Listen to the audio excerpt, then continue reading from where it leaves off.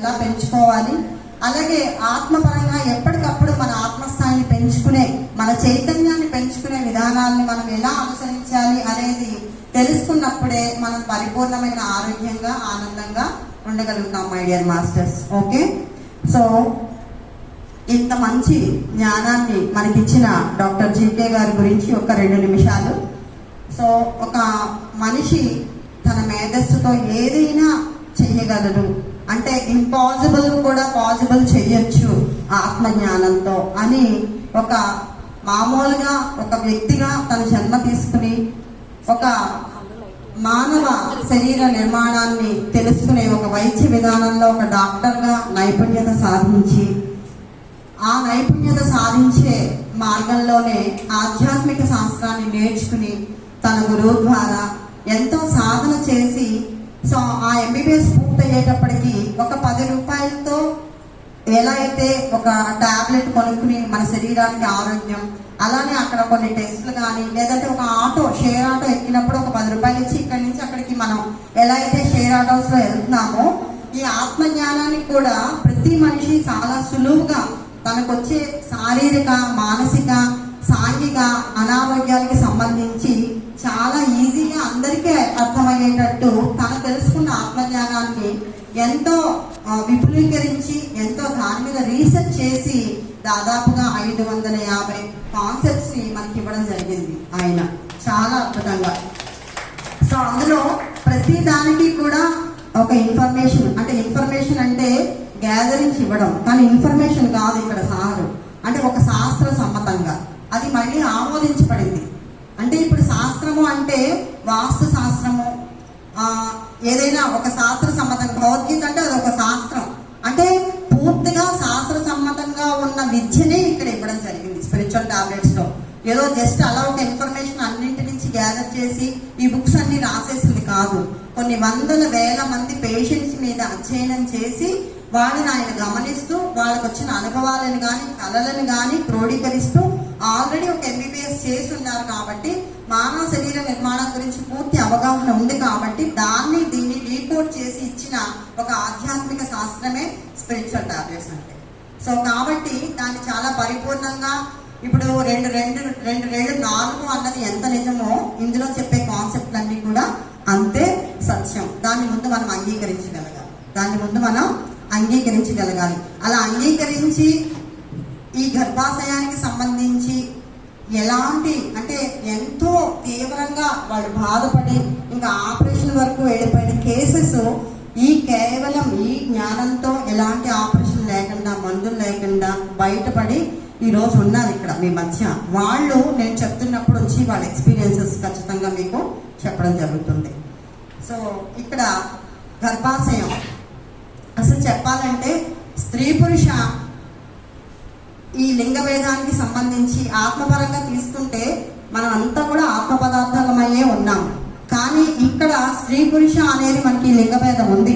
So ప్రపంచంలో మనం జీవనాన్ని సాధిస్తూ ఉన్నప్పుడు, సో ఇక్కడ ఒక స్త్రీకి మాత్రమే ఒక ప్రత్యేకత కలిగి ఉంది. సృష్టి చేయగల మహా అద్భుతమైన ఒక కార్యాన్ని నిర్వర్తించడానికి స్త్రీ శరీర భాగంలో ఈ గర్భాశయం ఉంది. ఇది చాలా ప్రత్యేకత. సో ఈ రోజు 9 years కి 10 years కి 11 years కి బేబీస్ మెచ్యూర్ అవుతున్నారు. చూడండి, చాలా చాలా చాలా డిఫరెన్సెస్ ఉన్నాయి ఇప్పుడు మనకి. అప్పుడు 14 years కి లేకపోతే 13 years కి మెచ్యూర్ ఏజ్ అనేది ఉండేది. ఇప్పుడు 9 years బేబీ మెచ్యూర్ అవుతుంది.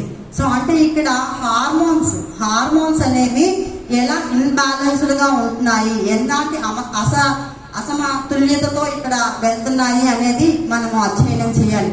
ఎందుకు అంటే తల్లిదండ్రులుగా మనకే దాని మీద సరైన అవగాహన లేదు.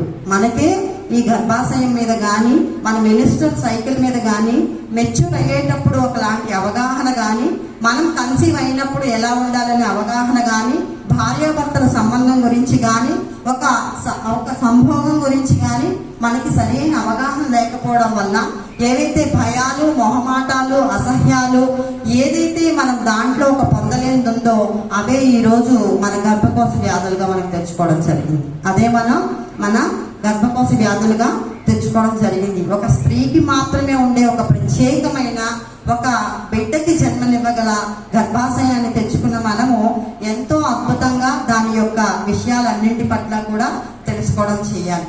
సో ఇక్కడ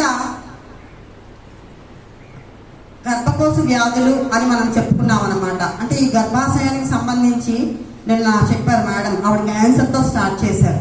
నార్మల్గా చెప్పాలి అంటే కనుక చిన్న చిన్న బబుల్స్లా ఉంటాయి.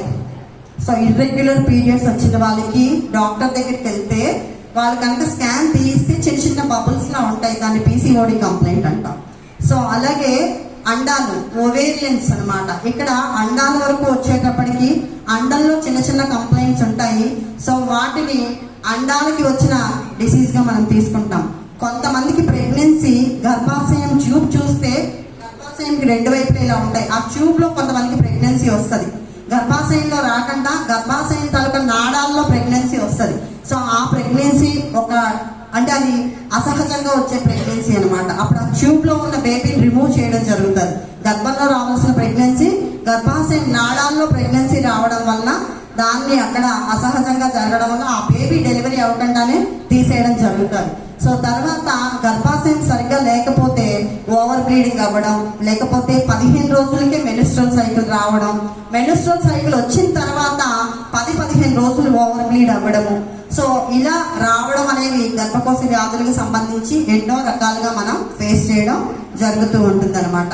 అసలు ఎందుకు ఈ గర్భాశయ వ్యాధులకి సంబంధించి మనం ఇన్ని ఫేస్ చేయాల్సి వస్తుంది అంటే, ఫస్ట్ ఆఫ్ ఆల్ మనకి పరిపూర్ణంగా గర్భాశయం మీద అవగాహన లేకపోవడం. ఒక మేడం ఒక బుక్లో రాశారు, శ్రీదేవి అని చెప్పి తాడిపత్రి. అసలు యాక్చువల్గా ఆవిడ ఎంత బాగా దాన్ని చెప్పగలిగారు అంటే, మనలో లోపల ఉన్న గర్భాశయము గుడిలో ఉన్న గర్భగుడి ఒకటే. సో మన లోపల గర్భాశయము గుడిలో ఉన్న గర్భగుడి కూడా రెండు కూడా సమానమే. ఆ స్థాయికి మనం ఎదగగలగాలి, దాన్ని గుర్తించే స్థాయికి మనం ఎదగగలగాలి.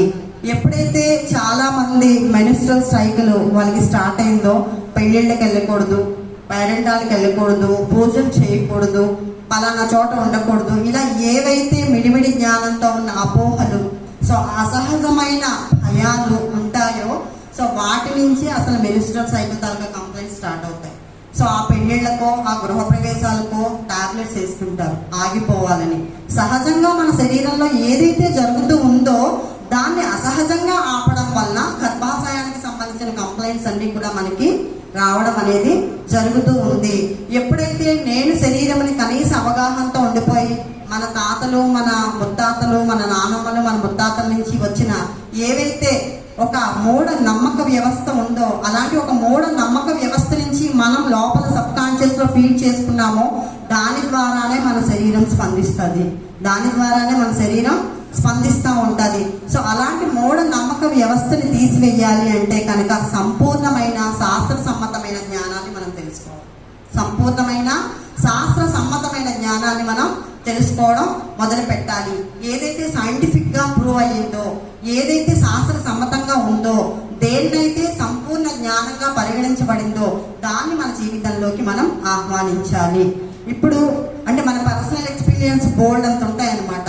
బేసిక్గా నేనున్నాను అనుకోండి, నాకు ధ్యానానికి ముందు కూడా వాస్తులు కానీ దిక్కులు కానీ మెన్స్ట్రువల్ సైకిల్ వస్తే ఇలా వెళ్ళకూడదని కానీ అలాంటివి ఏమీ లేవు నాకు. సో నేను మెడిటేషన్లోకి వచ్చిన తర్వాత ఇవన్నీ మార్చుకోలేదు. బై బర్తే నేను ఇవన్నీ కూడా ఏ వాస్తుని నమ్మను, ఏ శాస్త్రాన్ని నమ్మను. సో ఇలా వెళ్ళకూడదు, అలా చేయకూడదు, ఇలా అక్షతలు వేయకూడదు, అలా ఏమీ నమ్మను నేను. సో మెడిటేషన్లోకి వచ్చిన తర్వాత ఎప్పుడైతే ఈ సంపూర్ణమైన జ్ఞానాన్ని నేను తెలుసుకున్నానో, ఏదైతే చిన్నప్పటి నుంచి నా లోపల ఇన్బిల్ట్గా నాకు వచ్చిందో అది 100% కరెక్ట్ అని నేను నమ్మాను. అది 100% కరెక్ట్ అని నమ్మాను. ఎందుకంటే చిన్నప్పటి నుంచి ఉంది. అది రైటా రాంగా అనేది ఎప్పుడు నాకు క్వశ్చన్ లేదు. సో నా లోపల ఉన్నదే నేను ఏదైతే బయట జీకే గారిని కలిసిన తర్వాత తెలుసుకున్నానో, ఆ రెండింటికి కూడా డీకోడ్ చేసుకుంటే 100% నా లోపల నుంచి చిన్నప్పటి నుంచి ఉన్న భావాలన్నీ 100కి 100% కరెక్టే.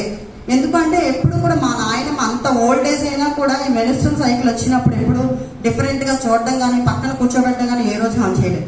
అదంతా ఎక్కడో లేదమ్మా, మన కడుపులోనే ఉంది 28 రోజులు. 29వ రోజున మళ్ళీ అది ప్రతి మెన్స్ట్రువల్ సైకిల్లో వచ్చేది. కడుపులో ఉన్నప్పుడు లేని తప్పు అది బయటకు వచ్చినప్పుడు ఎందుకుంటుంది అని చెప్పి ఆవిడ చాలా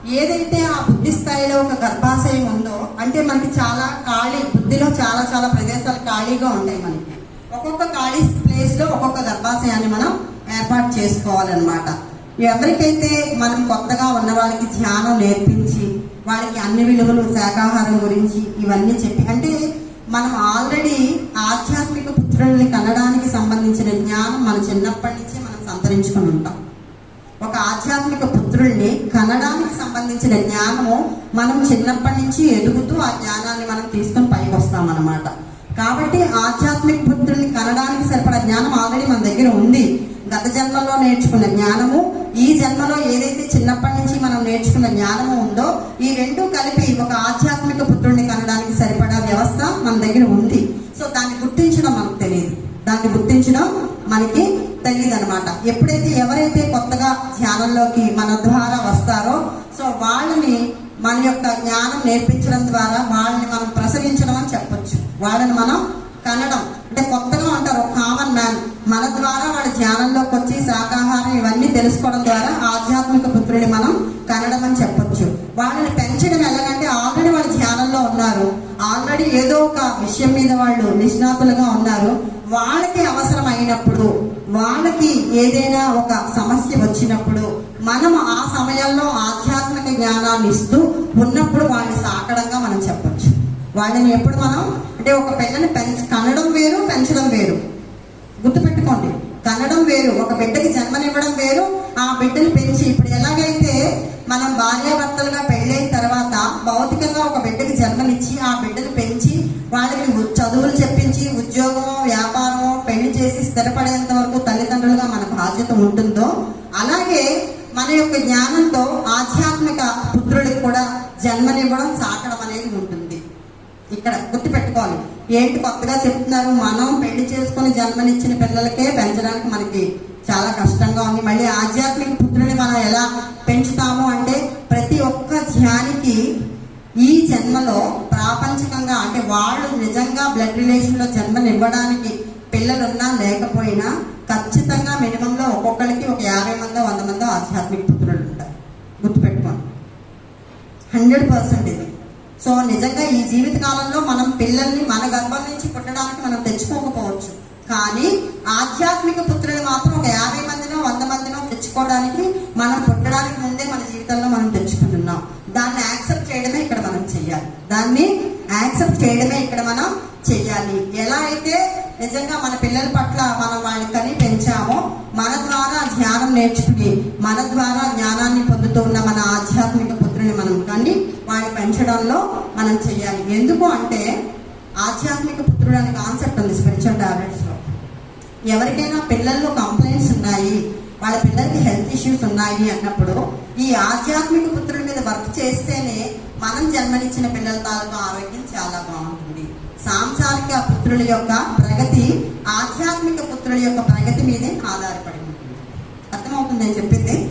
సో మన యొక్క జన్మనిచ్చిన పిల్లల తాలూకు అభివృద్ధి ఎప్పుడూ కూడా, సో మనకి ఏదైతే మన ఆధ్యాత్మిక పుత్రులు ఉన్నారో వాళ్ళ యొక్క అభివృద్ధి మీదే మనం జన్మనిచ్చిన పిల్లల తాలూకా అభివృద్ధి ఆధారపడి ఉంటుంది. ఈ పాయింట్ ఇక్కడ మోస్ట్ ఇంపార్టెంట్. ఈ పాయింట్ ఇక్కడ మోస్ట్ ఇంపార్టెంట్ పాయింట్ గా మనం తీసుకోవాలి. అది ఇక్కడ ఆధ్యాత్మిక పుత్రుల్ని కనడము, సాకడము అంటే కనుక. సో దాని తర్వాత అనేక అంశాలలో ఇప్పుడు మనం ఒక 3 ఏళ్ళైంది మనం రోజుకు 2 గంటలు 3 గంటలు సాధన చేస్తున్నాం. శాకాహారం విశిష్టత తెలిసింది మనకి. సో మనం సాధన చేస్తూ మనం ఆహార విషయాల్లో కొంచెం నిష్ణాతనం అయిన తర్వాత మనం ఎవరికైనా చెప్పడం ప్రారంభించాం. ఎవరైనా మన దగ్గరకు ఒక సమస్యతో వచ్చారు, సో ధ్యానం చేయండి ఇలా బాగుంటుంది అని చెప్తాం వాళ్ళకి. సో అలా చెప్తున్నప్పుడు మనకి ఆ శాకాహారం గురించే, ఆ ధ్యానం గురించే వాళ్ళకి ఇంకా మరింత బాగా చెప్పడానికి, శాకాహారం గురించి ఎవరైతే సోకాల్డ్ గ్రేట్ ఎన్లైటెన్ మాస్టర్స్ చెప్పిన కొటేషన్స్ కానీ ఇంకొంచెం సబ్జెక్ట్ కానీ సేకరించి ఇంకొంచెం వేమన పద్యాలు నేర్చుకోవడం కానీ, భగవద్గీతలో కొన్ని శ్లోకాలు కంఠస్థ పెట్టడం కానీ, వీరబ్రహ్మేంద్ర స్వామి గురువాడలో కొన్ని పద్యాలు తీసుకోవడం కానీ, దాన్ని మనం సాధన చేసి దాని ద్వారా ఆ చెప్పే వాళ్ళకి ఇంకొంచెం బెటర్గా చెప్పడం. అర్థమైందా? సో ఇప్పుడు మనం ధ్యానం చేస్తున్నాం. సో మన ఆహార వ్యవహారాలు మార్చుకున్నాం, మనకు కొంచెం మార్పు కనిపించింది మన జీవితంలో. సో మనం ఇంకొకరికి ఊరికే మన లోపల ఆత్మ ఒప్పుకోదు. చెప్పేంత వరకు కూడా మనం ఏదైతే తెలుసుకున్నామో, మనం ఏదైతే పొందామో ఆ ఆనందాన్ని, ఆ ఆరోగ్యాన్ని ఇంకొకరికి చెప్పాలని మన ఆత్మ ఎప్పుడు కూడా ఉవ్విళ్ళు ఊరుతూ ఉంటుంది. సో ఆ చెప్పడమే ఇంకొంచెం అద్భుతంగా కొన్ని పద్యాలు నేర్చుకుని, గీతలో కొన్ని శ్లోకాలు నేర్చుకుని, ఈ శాకాహార విశిష్టత కోసం ఆధ్యాత్మిక శాస్త్రవేత్తలు ఎంతో పరిజ్ఞానాన్ని ఇచ్చారు. సో దాన్ని కూడా తీసుకుని, అంటే అనేక రకాలుగా మనం పొందిన అనుభవాన్ని ఇంకొంచెం జ్ఞానాన్ని క్రోడీకరించి ఇతరులకి చెప్పడం అనేది అనేక అంశాలలో జరగాలి. ఇక్కడ ఏముందిలే ధ్యానం చెప్పడమే కదా, ధ్యానం అంటే శ్వాస మీద ధ్యాస కదా, అదో పెద్ద విషయం ఏంటి అంటే, ఒక 10 మంది స్పీకర్లు మాట్లాడారు అనుకోండి, అందులో ఒక స్పీకర్ మాట్లాడితే మన లోపలికి చాలా, అంటే లోపలికి మన హృదయానికి హత్తుకున్నట్టు ఉంటుంది. ఎందుకు హత్తుకున్నట్టు ఉంటుంది అంటే, వాళ్ళ దగ్గర వాళ్ళు ఏదైతే అనుభవం చెందారో దాంతోపాటు ఇంకొంచెం ఇలాంటి ఇన్ఫర్మేషన్ వాళ్ళు తీసుకుని చెప్పడం వల్ల వాళ్ళు చెప్పింది చాలా అద్భుతంగా మనకి పనికి వస్తుంది. ఇప్పుడు వంట అందరం వండేస్తాం, కానీ అక్కడున్న వెజిటబుల్స్తో, అక్కడున్న ఇంటిగ్రెంట్స్తో అది ఎంతో టేస్ట్గా, వెరైటీగా చేయడం అనేది ఒకటి ఉంటుంది కదా. ఉంటుంది కదా. సో ఇప్పుడు పత్రికారు ఫస్ట్ మొట్టమొదట, అంటే నేను వచ్చి ఒక 24 ఏళ్ళు అయింది. దానికన్నా ముందు ఎప్పుడైనా ఆయన వస్తే ఆయన ఫ్లూట్ వాయిస్తే కూర్చొని ధ్యానం చేయడమే. ఇప్పుడు మనం తెల్లవారులేసి ధ్యానం చేయాలంటే ఇంచుమించుగా నాకు తెలిసి ఒక 400-500 మ్యూజిక్లు ఉన్నాయి మనం ధ్యానం చేయడానికి. థ్రైవ్ మెడిటేషన్ అండ్ సైన్స్ డేగా చంద్రశేఖర్ బుద్ధ CEO వాళ్ళు కొన్ని మెడిటేషన్స్, పత్రిసార్ ఫ్లూట్స్లోనే డిఫరెంట్ మ్యూజిక్స్. మనం ఇలా ఫ్లూట్ మ్యూజిక్ అని కొట్టేస్తే యూట్యూబ్లో కొన్ని 100,000 వచ్చేస్తున్నాయి. హీలింగ్ మెడిటేషన్స్, రిలాక్స్ మెడిటేషన్స్ అని చెప్పి, అంటే అప్పుడు ఉన్న దాంట్లో ఒక్క ఫ్లూటే సార్ వాయిస్తే మెడిటేషన్ చేయడమే. కానీ ఇప్పుడు వస్తున్న ఈ జూమ్ కానీ, కరోనా తర్వాత కానీ వచ్చి మాస్టర్స్కి, ఎస్పెషల్లీ ఫారెన్లో మనం ఎప్పుడైనా క్లాస్ ఒప్పుకుంటే, మీరు మాకు గైడెడ్ మెడిటేషన్ చేయిస్తారా, చేయించరా? గైడెడ్ మెడిటేషన్ చేయిస్తేనే మాస్టర్ కింద లెక్క. సో మన దగ్గర ఎంత విజ్ఞానం ఉన్నా ఆ విజ్ఞానం కన్నా ముందు మీరు గైడెడ్ మెడిటేషన్ చేయిస్తారా, చేయించరా? అంటే ఈ 28 ఏళ్లలో ఎన్ని మార్పులు జరిగాయో చూడండి. సో ఒకప్పుడు పత్రిసార్ ఫ్లూట్ వాయిస్తేనే ధ్యానం చేయడం అంతే. దాని తర్వాత కొన్ని ఆ మ్యూజిక్లు, సార్ స్పీచ్లు బయటకు వచ్చాయి. ఆ జ్ఞానం మాత్రమే నేర్చుకోవడం. ఇప్పుడు ఎంతమంది మాస్టర్స్ పెరిగారు, ఎంత జ్ఞానం పెరిగింది, ఎన్ని మ్యూజిక్లు మారాయి. సో ఇప్పుడు మెడిటేషన్ అంటే ఎవరు మ్యూజిక్ లేకుండా మెడిటేషన్ చేయట్లేదు, ఎవరు కూడా మ్యూజిక్ లేకుండా. అంటే మనలో అనంతమైన చైతన్యాన్ని విస్తారంగా చేసుకోవడానికి అనేక రకాలైన జ్ఞానాన్ని తీసుకుని అనేక రకాలుగా మనం ఆత్మ యొక్క వికాసాన్ని పెంచుకుంటూ వెళ్ళడం ద్వారా ఇంకొంచెం ఎన్లైటన్ అవుతున్నాం. కాబట్టి ఇక్కడ ఎప్పుడైతే ఈ ఆధ్యాత్మిక పుత్రుల్ని కనడము, సాకడం అనే విషయాన్ని మనం అర్థం చేసుకున్నామో, ఆ ఆధ్యాత్మిక పుత్రుల్ని కనడానికి, వాళ్ళని పెంచడానికి ఎన్ని అంశాలలో మనం ఉత్తీర్ణత పొందాలో అన్ని అంశాల్లో ఉత్తీర్ణత పొందాలి. అన్ని అంశాల్లో కూడా మనం ఉత్తీర్ణత పొందాలి. అలా పొందినప్పుడు మాత్రమే మన తాలూకా గర్భాశయం విస్తారం అవుతుంది, చైతన్యంగా తయారవుతుంది. సో దాని తర్వాత నిష్ణాతులు కావడమే. సో ఇక్కడ నిష్ణాతులు అంటే జ్ఞానాన్ని తెలుసుకోవడం వేరు, దాంట్లో నిష్ణాతులు అవ్వడం వేరు. జ్ఞానాన్ని, ఇన్ఫర్మేషన్ తీసుకున్నాం. ఇప్పుడు ఒక భగవద్గీత నుంచి 5 శ్లోకాలు, యోగవేమం నుంచి ఒక 5 శ్లోకాలు, వీరబ్రహ్మేంద్ర స్వామి గురువాణి నుంచి 5 శ్లోకాలు, ఒక శాకాహారం గురించి కొంత ఇన్ఫర్మేషన్ తీసుకున్నాం. కానీ మామూలుగా అంటారు మీ స్పెషలైజేషన్ ఏంటండి అని, మీరు దేంట్లో నిష్ణాతులు అని చెప్పి. సో అది ఒక కళ కావచ్చు, లేదు ఆత్మజ్ఞానానికి సంబంధించిన విజ్ఞానం కావచ్చు, ఒక శాకాహారానికి సంబంధించిన జ్ఞానం కావచ్చు, లేదా ఒక సంగీతం మీద పూర్తిగా ఒక జ్ఞానం కావచ్చు, లేదు ఒక వంటకు సంబంధించిన పరిపూర్ణమైన జ్ఞానం కావచ్చు. ఇలా ఏదో ఒక దాంట్లో మనం నిష్ణాతులం అవ్వాలి. మనకంటూ ఒక నిష్ణాతులు అంటే వీళ్ళు దీనికి నిష్ణాతులు అని తెలియాలన్నమాట. అది మన ఐడెంటిటీ, అది మన ఏంటది ఐడెంటిటీ. సో వీళ్ళు ఏదైనా చెప్పగలరు, కానీ దీన్ని చాలా అద్భుతంగా చెప్తారంట. ఏదైనా చెప్పగలరు, ఏదైనా చేయగలరు. ఆ మేడం సాంబార్ చాలా బాగా పెడతారు. ఆ మేడం ఆధ్యాత్మిక పుత్రుల కాన్సెప్ట్ అసలు ఎంత అద్భుతం, అలా చెప్తూ ఉంటే వినాలనిపిస్తుంది. పలానా వాళ్ళు అసలు ఒక థైరాయిడ్ గురించి చెప్తే లాట్ ఆఫ్ ఇన్ఫర్మేషన్ వాళ్ళు ఇవ్వగలిగారండి.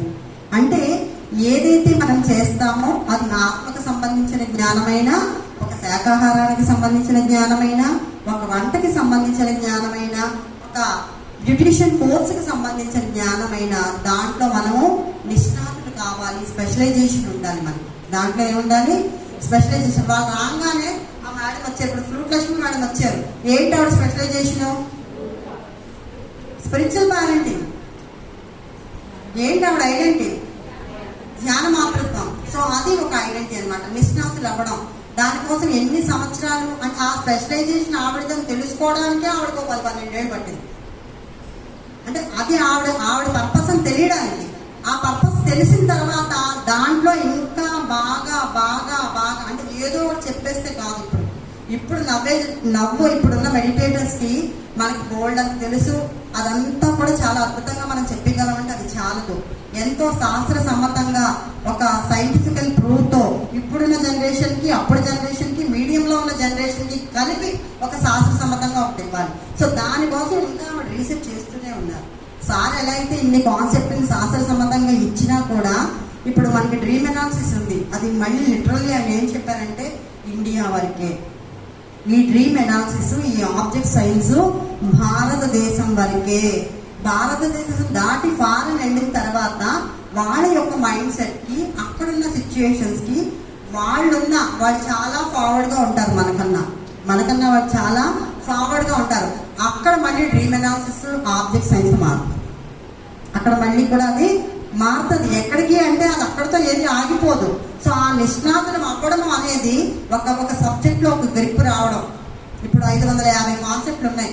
మినిమం ఒక కౌన్సిలర్ కి కనీసం ఒక 25 పుస్తకాల మీద గ్రిప్ ఉండాలన్నమాట. అంటే ఇలా ఒక పుస్తకం పూర్తిగా మనకి కంప్లీట్ చేసేసామంటే ఏ పుస్తకంలో ఏ బేస్ లో ఏమడిగినా చెప్పగలం. అంత అన్వయించుకోవాలి మన జీవితంలో. అప్పుడే మనకు ఒక స్పెషలైజేషన్ అవుతుంది. మనం నిష్ణాతులం అవ్వగలుగుతాం. సో ఇక్కడ తెలుసుకోవాల్సింది ఏంటంటే ఆధ్యాత్మిక పుత్రుల్ని కన్న తర్వాత వాళ్ళు పెంచుతూ ఉన్న సమయంలో వాళ్ళని కనడానికి, పెంచడానికి అనేక అంశాలలో ఇన్ఫర్మేషన్ తీసుకుని దాని ద్వారా చెప్పడం అనేది చేస్తే, దాని తర్వాత ఆ తీసుకున్న విషయాలలో ఒక దాంట్లో స్పెషలైజేషన్ రావాలి. నిష్ణాతులు అవ్వాలి. ఈ పాయింట్ చాలా చాలా ఇంపార్టెంట్. యూటర్స్ కి సంబంధించి నిష్ణాతులు అవ్వాలి ఖచ్చితంగా. ఒక దాంట్లో ఒక స్పెషలైజేషన్ ఉండాలి మన దగ్గర. అలా ఉన్నప్పుడు మాత్రమే మన యొక్క యూటర్స్ తాలూకా పనితీరు అనేది మనకి చాలా అద్భుతంగా జరుగుతుంది. ఎందుకంటే ప్రతి ఒక్కరికి మనకు ఒకటి ఉంటుంది. మనం ఒక దాంట్లో నిష్ణాతులు అవుతాం. ఒకరు చాలా బాగా మాట్లాడగలరు, ఒకరు చాలా బాగా కమ్యూనికేట్ చేయగలరు, ఒకరు బాగా టెక్నికల్ వర్క్ చేయగలరు, ఒకరు బాగా ఆత్మజ్ఞానాన్ని చెప్పగలరు, ఒకరు బాగా అద్భుతంగా పాడగలరు. అలా ప్రతి దాంట్లో ఏదైతే మనకి ఒక స్పెషలైజేషన్ ఉందో దాని పట్ల మనం ఎక్కువ టైం పెట్టి 5-6 గంటలు దాంట్లో ఉంటూ దాంట్లో ఒక పెర్ఫెక్షన్ స్టేజ్కి మనం వెళ్ళాలి. సో దాని తర్వాత శిక్షణా కేంద్రాలే గర్భాశయాలు. ఒకళ్ళు మన దగ్గరికి వచ్చారు. సో ఆ కంప్లైంట్ ఏంటంటే వాళ్ళకి యూట్రస్ కి సంబంధించి అంటే ఎన్నో సంవత్సరాల నుంచి వాళ్ళకి పిల్లలు కలగలేదు. పెళ్ళి ఒక 8 సంవత్సరాలైంది. ఒక కేసు వచ్చింది ఒక స్టడీకి మన దగ్గర. సో వచ్చినప్పుడు వాళ్ళు అప్పుడే అంటే కొత్తగా జ్ఞానంలోకి వచ్చారు. వాళ్ళు కొత్తగా జ్ఞానంలోకి వచ్చారు. 8 సంవత్సరాలైంది, పిల్లలు లేరు. యాక్చువల్గా ఈరోజు తను రాలేదు. విజయ అని చెప్పి బ్యూటీషియన్ కోర్స్ అమ్మాయి ఇంటింటికి వచ్చి బ్యూటీషియన్ కోర్స్ తను నేర్చుకుని చేస్తుంది. ఇప్పుడు యాక్చువల్గా వాళ్ళ కేసు ఇప్పుడు నేను చెప్తున్నాను. ఆ అమ్మాయి పెళ్ళైన తర్వాత కరెక్ట్గా 6.5 సంవత్సరాల తర్వాత భార్యాభర్తలు ఇద్దరు శ్రీనివాస్ విజయ అని వచ్చారు. అప్పుడు ఎన్ఏడిలో సార్ వాళ్ళు ఒక ఇల్లు తీసుకున్నారు. దానికి సార్ వాళ్ళ మేనమామ రెగ్యులర్గా ఒక ఇన్ఛార్జ్గా వస్తూ ఉండేవాళ్ళు ఎన్ఏడి ఇంట్లో. నాకు తెలిసి 2009 అనుకుంటా, 9 or 10. సో ఆ టైంలో వాళ్ళ పిల్లలు లేరని వచ్చారు. మా ఇంట్లోనే మాకు హాల్లో ఇలా వరుసగా పిరమిడ్స్ అన్నీ ఉండేవి. అక్కడ కూర్చోబెట్టి ధ్యానం చేయించడం, శాకాహార ప్రాముఖ్యత వాళ్ళకి తెలియచేయడం.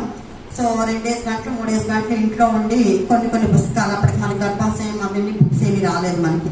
సో ఈ ఇన్ఫర్మేషన్ అంతా కూడా సార్ దగ్గర నేర్చుకున్న మా బుర్రలోనే కాస్త కోస్తో ఉందన్నమాట. సో ఆ అమ్మాయికి ఎవ్రీ మంత్ పీరియడ్స్ రెగ్యులర్గా వచ్చేసేవి. హెల్తీ పర్సన్ అవుతాను. బట్ ఏంటంటే పిల్లలు పుట్టట్లేదు. వాళ్ళ రిపోర్ట్స్లో ఏమీ కంప్లైంట్స్ లేదు. వాళ్ళ రిపోర్ట్స్లో రిలీజ్ అవ్వలేదని కానీ, స్పెర్మ్ కౌంట్ తక్కువ ఉందని కానీ అలా ఏమీ లేవు. రిపోర్ట్స్ అన్ని కూడా చాలా అద్భుతంగా ఉన్నాయి, కానీ పిల్లలు పుట్టలేదు. సో దానివల్ల వాళ్ళు వచ్చారనమాట. సో అప్పుడు ఆ అమ్మాయికి తర్వాత మీకు చెప్తాను ఈ ప్రణాళికలు ఇవన్నీ కూడా నేను అమ్మాయికి అప్పుడు చెప్పి ఎన్ని గంటలు ధ్యానం చేయాలి, ఏ పుస్తకాలు చదవాలి అలా చెప్పి ఆ అమ్మాయి భర్తతో వచ్చి భర్తతో వెళ్ళిపోవడమే. బయట ప్రపంచం ఏమీ కూడా అమ్మాయికి తెలియదు. అంటే అక్కడి నుంచి మా ఇంటికి రావాలన్నా కూడా వాళ్ళ ఆయన తీసుకొచ్చేవారు, వాళ్ళు కొమ్మాదిలో ఉండేవాళ్ళు అనమాట. ఆ అమ్మాయిని ఈ ఎన్ఏడిలో ఏదైతే ఒక సెంటర్ ఎస్టాబ్లిష్ చేశామో ఆ సెంటర్కి సో సార్ వాళ్ళ మేనమామ కింద అసిస్టెంట్గా అమ్మాయిని పెట్టడం జరిగింది అప్పుడు. సో ప్రతిరోజు కూడా అమ్మాయి బాక్స్ అమ్మాయి పట్టుకొని వెళ్ళిపోయి ఆ సెంటర్కి వెళ్ళి ఆ సెంటర్ దగ్గర కూర్చుని నేను ఏం చేయాలి, నన్ను మమ్మీ అంటే నేను ఏం చేయాలి మమ్మీ అక్కడికి వెళ్ళి నాకు ఏం తెలియదు, చాలా భయం ఎవరితో నేను మాట్లాడాలంటే, నేను ఆయనతో ఏం మాట్లాడతా, ఆయన చూస్తే నాకు భయం వేసేస్తుంది అలా అనేది అనమాట. అలా కాదమ్మా నువ్వు వెళ్ళాలి, సో ఇది కూడా నీ యొక్క ట్రీట్మెంట్లో ఒక పార్టే ఇది కూడా ఖచ్చితంగా అని చెప్పి దాదాపుగా 6 నెలల పాటు ఇంటి నుంచి ఆ హౌస్ అమ్మేసే ముందు ఆ అమ్మాయి అక్కడి నుంచి మానేసింది. 6 నెలల పాటు ప్రతిరోజు అమ్మాయి బాక్స్ పట్టుకొని అక్కడికి వెళ్ళడం. అక్కడ ఎక్కువ పెద్దగా ఎవరు ధ్యానం కూడా వచ్చేవారు కాదు. తను కూర్చోవడం, ధ్యానం చేయడం, ఎవరైనా ఒకడు ఇస్తే ఆ పుస్తకాలు ఆ మెడిటేషన్ చేయడం, సో తనకు వచ్చిన కళలు కానీ ధ్యాన అనుభవాలు కానీ నాతో చెప్పడం, సో దానికి సంబంధించి నేను అమ్మాయికి ఎనలైజ్ చేయడము. సో అక్కడ 6 మంత్స్ కంటిన్యూగా చేసిన తర్వాత అమ్మాయి ఒక 4 నెలలు 5 నెలలు మనకి అప్పుడు వైజాగ్ ధ్యాన మహాచక్రం, సో ఆ టైంకి ఆ అమ్మాయి కన్సీవ్ అయింది. 3 days బ్యాకే వాళ్ళ అమ్మాయికి 15 years కంప్లీట్ అయ్యాయి. ఇంటర్ ఫస్ట్ ఇయర్ చదువుతున్నాడు పాప. సో గోశాల హాస్పిటల్లో డెలివరీ అయింది అమ్మాయికి. సో ఆ కన్సీవ్ అయిన దగ్గర నుంచి కూడా ప్రతి నెల మాట్లాడడం, ఆ పౌర్ణమి ధ్యానాలు చేయడం, సో ఒక మంత్లీ ప్లానింగ్ రాసుకోవడం, ఎటువంటి మందులు లేకుండా, ఎటువంటి మంత్రతంత్రాలు లేకుండా, ఎటువంటి తాయెత్తులు లేకుండా, ఎలాంటి మూఢనమ్మకాలు లేకుండా ఏదైతే అలా గైడ్ చేసామో స్పిరిచువల్ టాబ్లెట్స్ నుంచి దాన్ని అలా ఫాలో అయ్యి ఆ అమ్మాయి కన్సీవ్ అయ్యి బిడ్డని కనింది ఆ అమ్మాయి.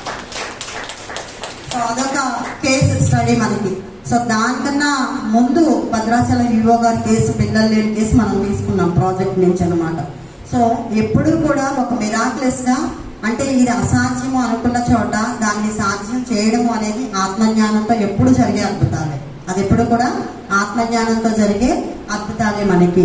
సో ఇక్కడ శిక్షణా కేంద్రాలు ఏదైనా, ఇప్పుడు బ్రహ్మర్షి పిరమిడ్ ఉంది, ఇక్కడికి మొట్టమొదటి రోజు ఒక వ్యక్తి వస్తున్నాడు. ఒక వ్యక్తి వచ్చిన తర్వాత వాళ్ళు 6 నెలల్లో 9 నెలల్లో సంవత్సరమో 3 నెలల్లో ప్రతిరోజు సెంటర్కి వచ్చి పిరమిడ్లో ధ్యానం చేసుకుని అక్కడ ఉన్న పుస్తకాలు ఏమైనా చదివి ప్రతి నెల పౌర్ణమి ధ్యానం అటెండ్ అయ్యి, అంటే ఒక 9 నెలలు 1 సంవత్సరం అయ్యేటప్పటికి ఆ వ్యక్తి చాలా విషయాలు నేర్చుకుని బయటకు వెళ్తున్నాడా లేదా? వెళ్తున్నాడా? అంటే ఈ సంస్థ యొక్క ఏదైతే కేంద్రం ఉందో ఆ కేంద్రాన్ని మన గర్భాశయంతో పోల్చారనమాట. అంటే శిక్షణా కేంద్రాలే గర్భాశయాలు.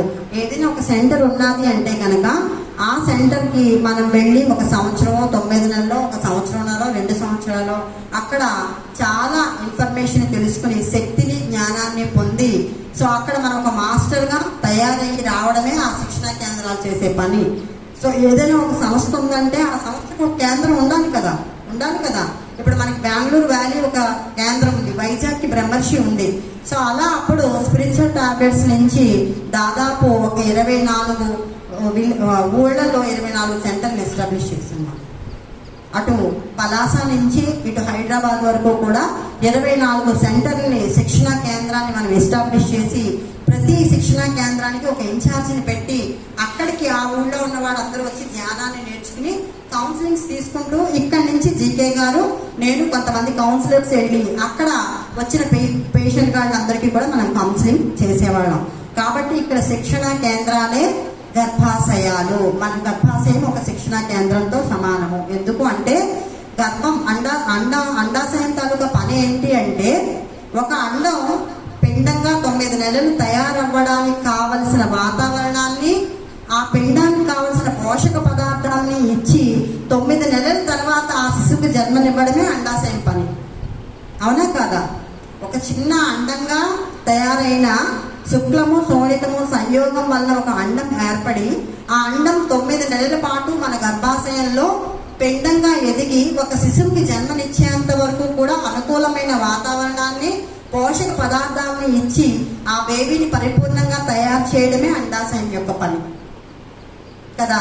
శిక్షణా కేంద్రాల్లో కూడా ఒక సామాన్య వ్యక్తి ఈ రోజు బ్రహ్మర్షి పిరమిడ్కి వచ్చి 1 సంవత్సరం తర్వాత పరిపూర్ణమైన ఒక ధ్యానం చేసి జ్ఞానం సంపాదించి తనలో ఉన్న బుద్ధి వికాసాన్ని పెంపొందించుకుని ఆ వ్యక్తి ఎలా అయితే బయటకు వెళ్తున్నాడో మన గర్భం నుంచి కూడా ఒక బేబీ ఒక అండం నుంచి ఒక శిశువుగా బయటికి జన్మనివ్వడం జరుగుతుంది. కాబట్టి ఇక్కడ శిక్షణా కేంద్రాలే గర్భాశయాలు. ఇక్కడ ఏంటి?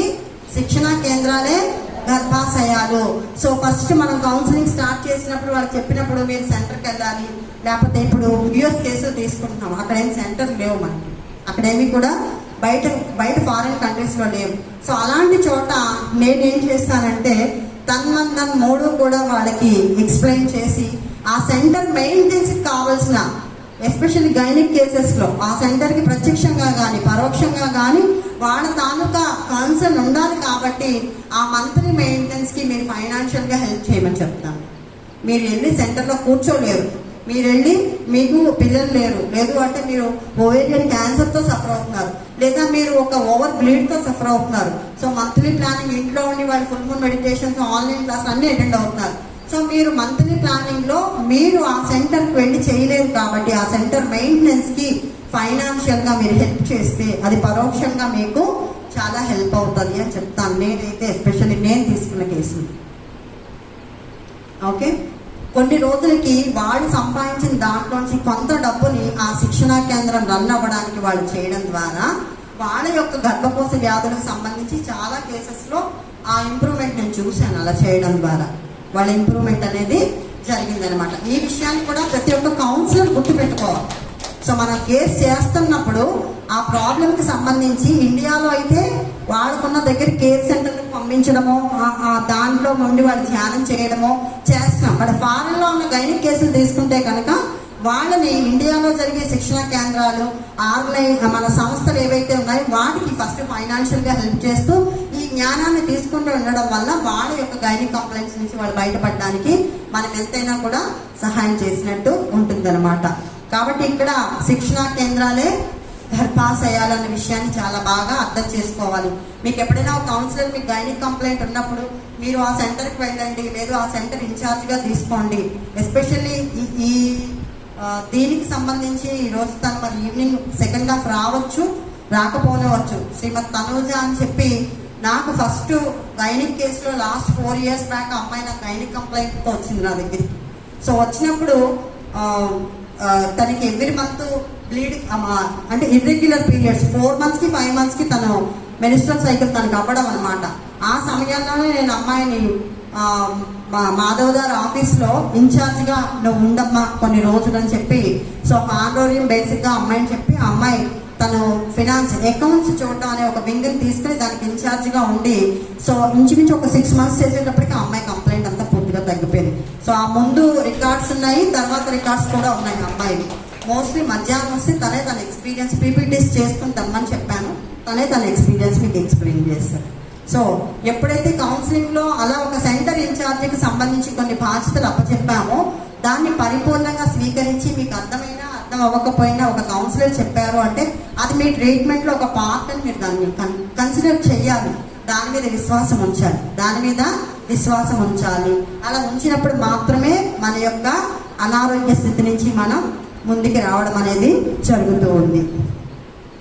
సో ఇక్కడ బుద్ధి స్థాయిలో గర్భాశయం మనం మొట్టమొదటి చెప్పుకున్నాం. భౌతికంగా మన శరీరంలో గర్భాశయం ఎలా ఉందో బుద్ధి స్థాయిలో కూడా గర్భాశయం అనేది మనకి ఉంది. అదే గర్భాశయం మొత్తం పుస్తకంలో మెయిన్ పాయింట్గా ఆ మూలాన్ని మనం తెలుసుకోవాలి. ఇది వినడానికి కొంచెం విచిత్రంగా ఉన్నా కూడా చాలా 100కి 100% పర్ఫెక్ట్. మీకు చెప్పాను కదా, a² అంటే a+b² = a² + 2ab + b² అనే ఫార్ములాని మనం ఉపయోగించి మ్యాథ్స్ ఎలా చేస్తామో, so this is the formula కూడా అంతే కరెక్ట్. ఈ ఫార్ములా కూడా అంతే కరెక్ట్ 100కి 100%. ఇందులో ఎక్కడ కూడా ఎలాంటి డౌట్ కూడా లేదు మనం చేయడానికి. సో ఇక్కడ బుద్ధి స్థాయిలో గర్భాశయం అనేది ఎప్పుడైతే మనం గమనించి ఒక భాష కానీ, ఒక కంప్యూటర్ కానీ, ఒక కళకి సంబంధించిన విద్యలు కానీ, ఏదైతే బుద్ధి వికాసాన్ని చెందించే ఆధ్యాత్మిక పరిజ్ఞానంతో కూడిన విషయాలన్నీ ఉన్నాయో వాటిని ఒక్కొక్కటిని తీసుకుని మనం ఒక్కొక్క దానిలో నిష్ణాతులమైనప్పుడు ఎక్కడైతే బుద్ధి స్థాయిలో ఖాళీ ప్రదేశాలు చాలా ఉండిపోయాయో ఆ చోట గర్భాశయాన్ని మనం ఏర్పరచుకుంటున్నట్టు లెక్క.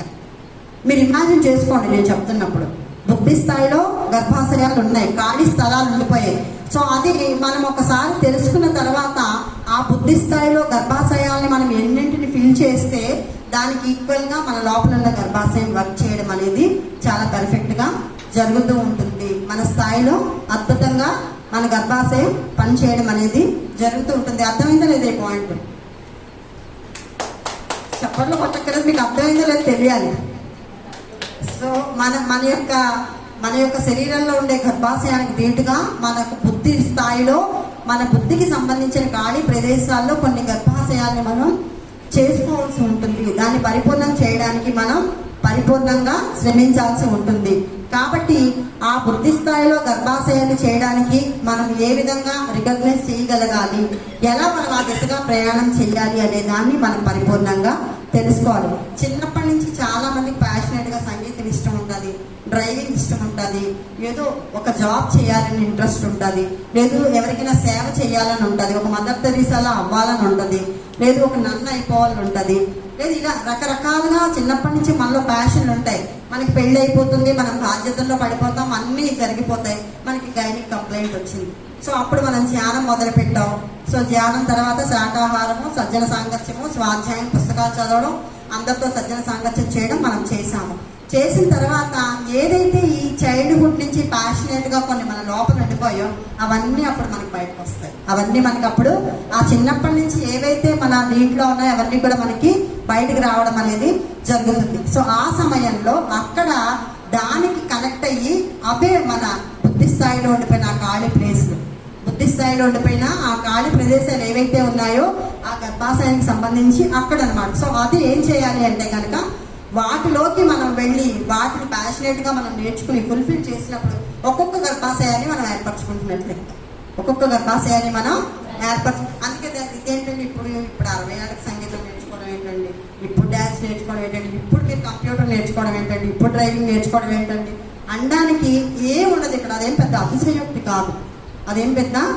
మీకు తెలుసా, నేను లాస్ట్ 4 days బ్యాక్ ఒక క్లిప్పింగ్ చూసాను. 74 years లేడీకి బేబీ పుట్టింది. 74 years, ఆ లేడీకి 74 years ఇప్పుడు బేబీ పుట్టింది. అది అంటే ఇంచుమించుగా మెనిస్ట్రల్ సైకిల్ అన్నీ ఆగిపోయింది ఆమెకి. మెనిస్ట్రల్ సైకిల్ ఆగిపోతే అసలు బేబీ ఎలా కన్సీవ్ అయిపోతుంది? అసలు ఆ క్లిప్పింగే చాలా అంటే విచిత్రంగా, అంటే అలా నేను పెద్దగా అంతేమి వండర్ ఏమి అయిపోలేదు.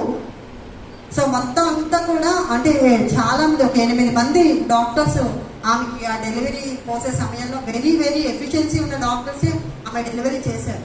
74 yearsకి ఆమె బేబీకి జన్మనిచ్చేటట్టుగా ఆవిడ శరీరం లేదు అసలు. కానీ ఇప్పుడు ఆమె ప్రసవించింది బేబీ చాలా హెల్తీగా పుట్టింది, ఆవిడకి ఏమీ కాంప్లికేషన్స్ లేవు, చాలా హెల్తీగా ఉంది.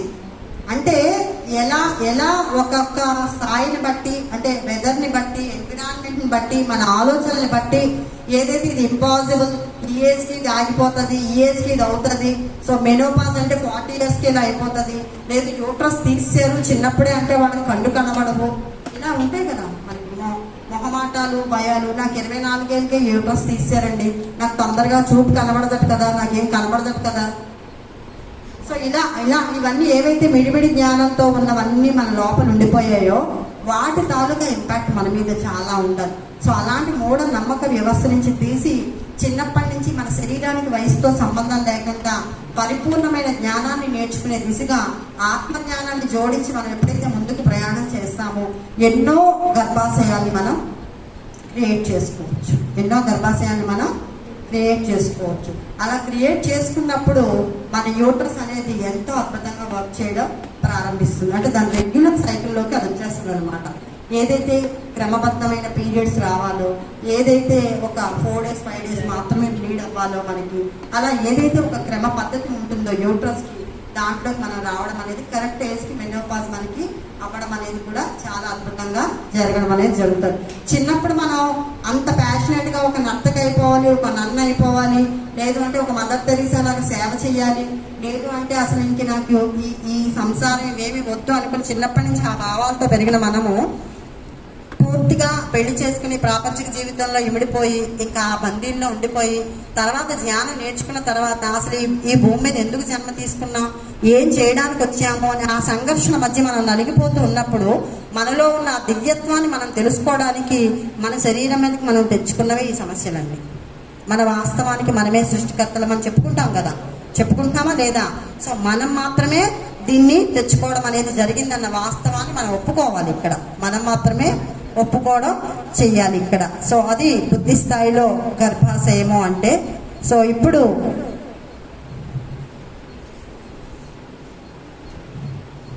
ఇక్కడ ఒక ఎక్స్పీరియన్స్ చెప్పాలి. సో వనజ మేడం రాలేదు అనకాపల్లి నుంచి. శ్యామల, కోటేశ్వరి, లావణ్య, నువ్వు చెప్పగలవా ఎక్స్పీరియన్స్? సో ఈ అమ్మాయి లాస్ట్ 7 months నుంచి కౌన్సిలింగ్ తీసుకుంటుంది.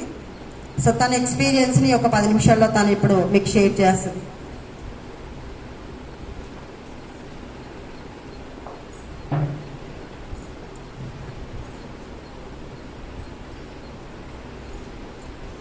విజయనగరం నుంచి వచ్చింది అమ్మాయి లావణ్య.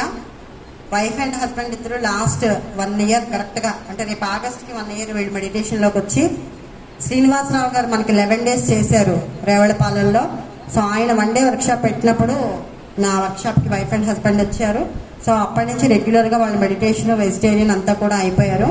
తనకి ఈ ఇర్రెగ్యులర్ పీరియడ్స్ తాలూకా ప్రాబ్లం ఉంది. లాస్ట్ 7 months నుంచి నా దగ్గర కౌన్సిలింగ్ తీసుకుంటుంది. నేను పోలీస్ కానిస్టేబుల్. ఈ అమ్మాయి లీవ్ పెట్టి వర్క్షాప్కి వచ్చింది. లాస్ట్ మంత్ 11 days కూడా లీవ్ పెట్టి తను రేవళపాలెం వర్క్షాప్ అటెండ్ అయింది. సో తన ఎక్స్పీరియన్స్ విందాం మనం. అందరికీ గుడ్ మార్నింగ్ అండి. నేను ఫస్ట్ మెడిటేషన్లోకి వచ్చేటప్పుడు నాకు చాలా భయాలు ఉండేవి. ఇంకా మేడం ఇప్పుడు ఏవైతే చెప్తున్నారో అవన్నీ కూడా నేను ఫేస్ చేశాను. నాకు ఫస్ట్ రెగ్యులర్గా పీరియడ్స్ ఒక 5 years నుంచి వచ్చేవి కాదు. ఎప్పుడు 2 monthsకి లేకపోతే 3 monthsకి అలా, అంటే కరెక్ట్గా వచ్చేవి కాదు. దాంతోపాటు నాకు ఎలా అంటే ఓవర్ బ్లీడింగ్ అయిపోవడం, ఒక 15 days వరకు ఆగకపోవడం, ఇలా అయ్యాయి. అయితే నేను మేడం మన శ్రీదేవి మేడం దగ్గర కౌన్సిలింగ్ 7 months తీసుకున్నాను. ఆ తర్వాత నుంచి కూడా నాకు ఒక 4 months నుంచి నాకు పీరియడ్స్ రెగ్యులర్గా వస్తున్నాయి. అంటే నేను వినిపించట్లేదు. ఓకే, నేను ఎప్పుడైతే మేడం దగ్గర కౌన్సిలింగ్ తీసుకున్నానో అప్పటి నుంచి నాకు పీరియడ్స్ కరెక్ట్గా వస్తున్నాయంటే 15 daysకి మేడం కౌన్సిలింగ్ తీసుకుంటారు నా దగ్గర. మేడం చెప్పిన ప్రతిదీ కూడా నేను ఏ బుక్ చదవమంటే ఆ బుక్ చదవడం, అలాగే ఎన్ని అవర్స్ చేయమంటే అన్ని అవర్స్ చేయడం, ఇలా నేను ఎప్పుడైతే ఫాలో అయ్యానో నాకు పీరియడ్స్ ఇప్పుడు రెగ్యులర్గా వస్తున్నాయి. ఇంకా పీరియడ్స్ రెగ్యులర్గా వస్తున్నాయి, పెయిన్ కూడా రావట్లేదు నాకు. అంటే పీరియడ్ వచ్చేటప్పుడు నాకు చాలా పెయిన్ వచ్చేది, ఇప్పుడు అసలు ఆ పెయిన్ ఏం తెలియట్లేదు. వచ్చి చాలా హ్యాపీగా పీరియడ్ అయిపోతుంది అనమాట. దానికి నేను హ్యాపీగా ఫీల్ అవుతున్నాను. ఇంకా నేను బుక్స్ అంటే నేను ఇప్పుడు చెప్పలేకపోతున్నాను, సడన్గా పిలిచేసరికి కొంచెం భయంగా కూడా అనిపిస్తుంది. గర్భాశయం బుక్ చదివాను, 12 tablets బుక్ చదివాను, ఇంకా ఆధ్యాత్మిక పుత్రులు బుక్ కూడా చదివాను. ఇలా ఒక్కొక్కటి నాలో ఆలోచనలు చేంజ్ అయ్యాయి. ఇంకా ఫిజికల్గా నా అంటే జీవించే విధానం కూడా మారిందనమాట. అంటే ఒకరిని చూసి ఏదో అనుకోవడం కాకుండా ఫ్రీగా ఉన్నాను. అంటే చెప్పడానికి అర్థం కావట్లేదు కానీ అప్పుడున్నంత భయంగా, అప్పుడున్నంత ఎక్స్ప్రెస్ చేయలేకపోవడం అలా కాకుండా కొంచెం ఫ్రీ అయ్యాను అనమాట. ఇంక ఈ మెడిటేషన్లో పూర్తిగా ఉండాలని ఫిక్స్ అయిపోయాను. ఇంకా నేర్చుకోవాలి.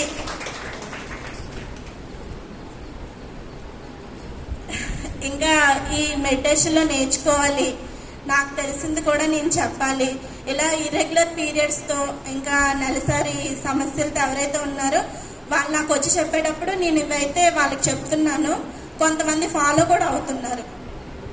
నా ఫ్రెండ్స్ కానీ కొలీగ్స్ కానీ ఎవరికైనా కూడా నేను చెప్తున్నాను. ఎప్పుడైతే ఈ మెడిటేషన్ మనం కరెక్ట్గా మేడం చెప్పినట్టు కౌన్సిల్ తీసుకుంటున్నామో ఖచ్చితంగా రిజల్ట్ అయితే 100కి 100% ఉంటుంది. అదైతే నేను డ్యామ్ షూర్ చెప్పగలను. అది కానిస్టేబుల్ అంటే ఎవరైనా నమ్ముతారు. ఈ అమ్మాయి ఆ జాబ్ ఎలా చేస్తారు ఫస్ట్ నాకు చాలా ఆశ్చర్యం అన్నమాట. ఈ అమ్మాయి ఫస్ట్ వచ్చినప్పుడు చాలా సెన్సిటివ్ ఎమోషన్స్ అన్నమాట. ఏదైనా ఎక్స్ప్రెస్ చేసేటప్పుడు కళ్ళల్లో ఏడుపు వచ్చేసింది. ఇప్పుడు ఆగి